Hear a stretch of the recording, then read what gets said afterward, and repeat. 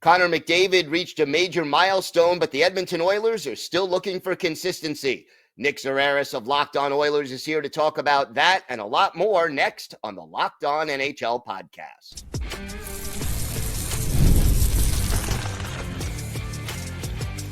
You're Locked On NHL, your daily podcast on the National Hockey League. Part of the Locked On Podcast Network, your team every day. Gil Martin here, and welcome everybody to the Monday edition of the Locked On NHL Podcast, part of the Locked On Podcast Network, your team every day. I want to thank everyone who makes Locked On NHL your first listen every day. Don't forget to subscribe on YouTube or wherever you get your podcasts so you get new episodes as soon as they drop. Today's episode is brought to you by Indeed. Still searching for a great candidate for your company? Don't search, just match with Indeed.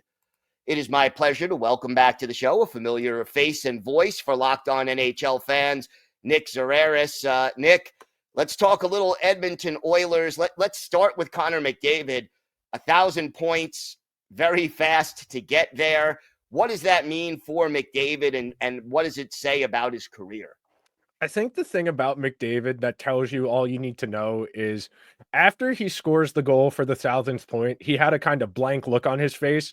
And then once his teammates came over and all patted him on the head and they all came off the bench, that's when you actually saw his facial expression lighten up and like, wow, this is something to feel good about. And he always gets maligned for maybe being a little too robotic, not really showing a lot of personality or flavor to himself. But you read the anecdotes from the time he was a little kid about how much this means to him. You know, there's one that's floated around a lot since the Cup final last year that I believe it was Emily Kaplan's feature in ESPN. She had where when he was 5 years old, he asked his parents, can we write Sidney Crosby a letter to learn how to deal with expectations? Sidney Crosby was 15 at the time and still playing in the queue. And Connor McDavid asked his parents for that. So he takes it really seriously and he doesn't like the attention that comes with that. He really is only about the team results, but it means a lot.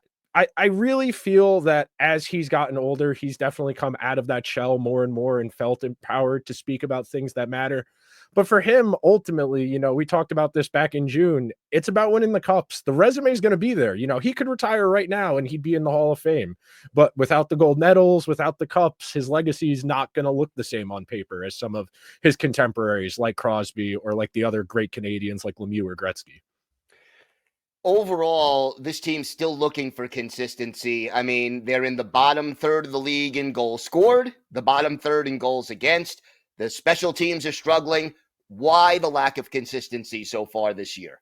So this is one of those chicken or the egg scenarios because it's both the offense and the defense, because the Oilers are fundamentally designed to outscore their issues. You know, coming into the season, you were looking at 3 new defensemen no matter what. And now that Darnell Nurse, who got hurt in the Leafs game last night, he's probably going to be good to go in their next game, but it's not certain. But they're rotating between Travis Dermott, who's been a fringe NHLer most of his career, Ty Emberson, who had 30 career NHL games coming into this season, and Troy Stecher, who hasn't been a consistent top 4 defenseman ever in his career. They've really struggled to find a partner for Darnell Nurse. They haven't really had the defensive consistency, and they get hemmed in their own zone a lot. You know, when McDavid's not out there with Bouchard, the rest of the team, it's really hard for them to get their offense going. And that's why I've been banging the drum on Locked On Oilers for a few weeks now. As much as it might make sense to complain about the defense, until the forwards get going, it's going to be, I have a little more empathy for the defense struggling because the team reinvested. You know, you take out a Broberg, you take out a CC, and then you reinvest in Skinner and Arvidsson. Corey Perry got a raise. Adam Henrique got a raise. So when you spend more money on your team, on your offense, and you take money out of your defense, you're going to expect the defense to take a step back. And the offense hasn't been there. You know, they're very middle of the pack in terms of goal scoring, as you said. And this is a team that has 2 of the 10 best players in the world, and they're struggling to score 3 goals a game. That seems like a major indictment of the team so far. Why are they struggling to score besides the difficulty getting out of their own zone? I mean, is it getting to the point where some of these guys are squeezing their sticks a little too hard? Definitely. That's definitely the case in Zach Hyman. That's definitely the case for Jeff Skinner. Arvidsson's hurt at the moment, but it's all three of those guys. It took Hyman 2 weeks to get his first goal. This is someone who had 54 last year. I expected regression. Nobody thought he was going to just magically become a 50-goal guy at 31, but you expected him to be at least a 30-goal guy. And right now he's on pace for, I think, 17 goals through the 20 some odd games we're in so far. But it's weird because you asked that question, and looking at the chance creation numbers, looking at the video, they're where they need to be on the ice. The shots are decent, but they just can't get any luck. It's funny. They keep going to overtime against these mediocre and bad teams. The Leafs are a good team, but you shouldn't need to go to overtime to eke out wins against some of these teams. Like the game against the Islanders, they were in firm control 85% of the game, and they just gave up 2 goals in the third period and had to go to overtime for no real reason. They cannot score, and it's really confounding. Even on special teams, they're having a hard time scoring on the power play, which is unreal for, Bouchard was a point per game defenseman last year. Nugent Hopkins had 100 points 2 years ago. You have Hyman, who had 50 goals, and then you have 2 former Hart Trophy guys. That's the best power play in the league, and they're 24th. Yeah. Best power play in the league on paper. Yes. On the ice right now, not so much. And I mean, is there a lack of movement? Is there a lack of purpose? What is happening? I mean, what's slowing them down? The first thing I'll say is they probably are having Bouchard shoot a little too much. And I know that might sound a little jarring for some people listening who only see the stats and aren't as familiar with Edmonton, because Bouchard is a really good shooting defenseman. I believe he was second or third in goals amongst defensemen last year, 17 or 18. He's really good at shooting the puck, but conceptually, you want the default for the Oilers is always the Draisaitl one-timer at the bottom of the right circle. That's their best play on the power play, and they haven't really had that. The majority of Draisaitl's goals, I believe 13 of his 17, are at 5-on-5, so they're not getting that. So when their first read isn't there, they're really being stuck to the outside. Hyman isn't having as much success, so there isn't that tap-in backdoor play that they ran a ton to great effect last year. And they're settling a lot. It's a lot of Bouchard point shots. It's a lot of It's a lot of shots from the flanks, the outside circles that are just hard to convert. They're lower quality. And I think with time, it'll get better.